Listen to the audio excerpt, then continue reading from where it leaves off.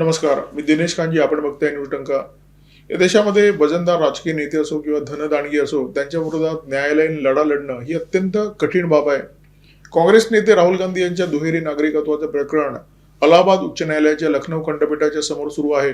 17 April रोजी न्यायमूर्ती सुभाष विद्यार्थी यांच्या खंडपीठासमोर या प्रकरणाची अत्यंत महत्त्वाची सुनावणी झाली.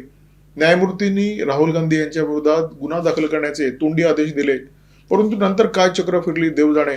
या प्रकरणामध्ये सुनावणी करणारे न्यायमूर्ती सुभाष विद्यार्थी यांनी या प्रकरणातून माघार घेतलेली आहे.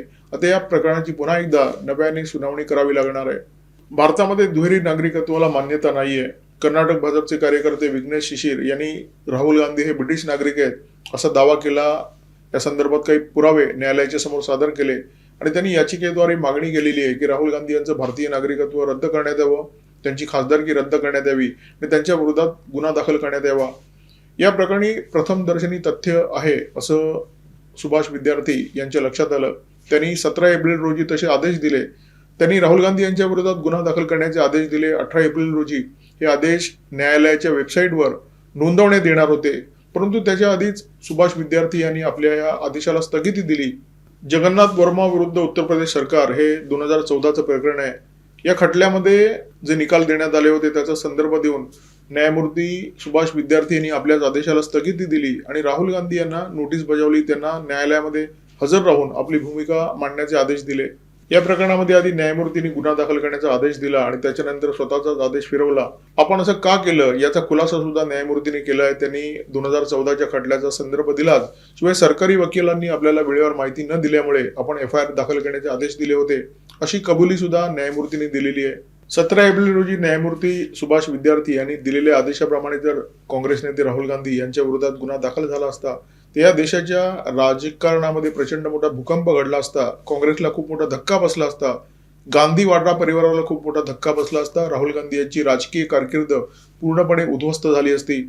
हा आदेश दिल्यानंतर अचानक मागे घेण्यात आल्यामुळे याचिकाकर्ते विघ्नेश शिशिर प्रचंड अस्वस्थ झाले आणि सोशल मीडियावर त्यांनी त्यांच्या भावना व्यक्त केल्या.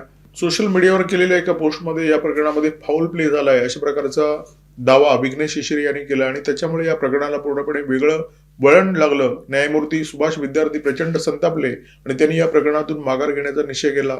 आता सुभाष विद्यार्थी यांनी माघार घेतल्यामुळे या प्रकरणाची पुन्हा नव्याने सुनावणी करावी लागणार आहे आणि त्याच्यामुळे पुन्हा बराच वेळ वाया जाणार आहे. विघ्नेश शिशिर हे राजकीय प्रसिद्धीसाठी आणि ओपिनियन बिल्डिंगसाठी सोशल मीडियावर पोस्ट करत असतात. सार्वजनिक ठिकाणी न्यायालयाची बेअदबी करत असतात आणि त्यांचा जर न्याय प्रक्रियेवर विश्वास नसेल तर या प्रकरणाची सुनावणी करण्यामध्ये मला कोणताही रस नाहीये अशा प्रकारची तात्विक भूमिका न्यायमूर्ती सुभाष विद्यार्थी यांनी या प्रकरणामध्ये घेतलेली आहे. राहुल गांधींचं दुहेरी नागरिकत्व हे प्रकरण अत्यंत गंभीर आहे आणि हे प्रकरण न्यायप्रविष्ट असताना सोशल मीडियावर त्याच्यावर सतत व्यक्त होत राहणं, सतत आपली भूमिका मांडत राहणं हे अनावश्यक होतं आणि विघ्नेश शिशिर यांनी ते केलं. त्याच्याबद्दल न्यायमूर्ती सुभाष विद्यार्थी यांनी संताप व्यक्त केला.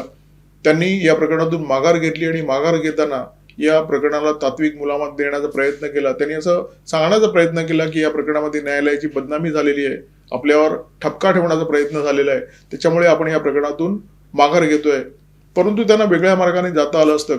सोशल मीडियावर नसती उठाठेव केल्याप्रकरणी खरं तर न्यायमूर्ती सुभाष विद्यार्थी यांना विघ्नेश शिशिर यांचे कान पिळता आले असते, त्यांना दंड ठोठावता आला असता, त्यांच्यावर एखादी छुटपूट कारवाई करता आली असती, त्यांना समज देता आली असती.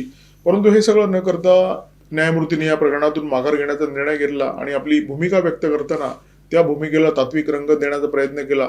न्यायमूर्तींनी या प्रकरणामध्ये वेगळा विचार करण्याची आवश्यकता होती, कारण हे प्रकरण देशाशी संबंधित प्रकरण आहे. हे प्रकरण देशाच्या संसदेशी संबंधित प्रकरण आहे.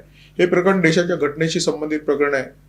एक व्यक्ती जो स्वतःला भारतीय नागरिक असल्याचा दावा करतो तो प्रत्यक्षात ब्रिटिश नागरिक सुद्धा आहे. 2 देशांचं नागरिकत्व त्याच्याकडे आहे आणि तरी सुद्धा तो भारताच्या संसदेमध्ये बसतो.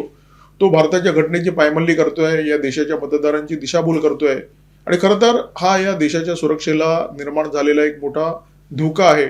असा विचार करून न्यायमूर्तींनी या प्रकरणामध्ये लक्ष घातलं पाहिजे होतं. अलाहाबाद उच्च न्यायालयाकडून हे प्रकरण आता नव्या खंडपीठाकडे वर्ग करण्यात येईल. तिथे नव्याने सुनावणी सुरू होईल. ही सुनावणी किती काळ सुरू राहील हे कोणीच सांगू शकत नाही. त्याच्यानंतर निकाल येईल. बरं, निकाल आल्यानंतर सुद्धा हे प्रकरण संपत नाही.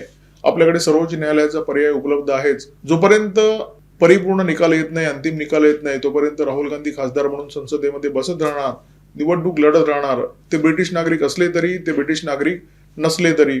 या व्हिडिओमध्ये तुर्तास इथेच थांबतोय. व्हिडिओमध्ये माझ्यासोबत होते cameraman Omkar Bhagwat, video editor Ajay Shalke. Video जर आवडला तर लाईक करा, शेअर करा, कॉमेंट बॉक्समध्ये व्यक्त व्हा, सबस्क्राईब करा, निवडून आणि बेल आयकॉन दाबायला विसरू नका. नमस्कार, धन्यवाद.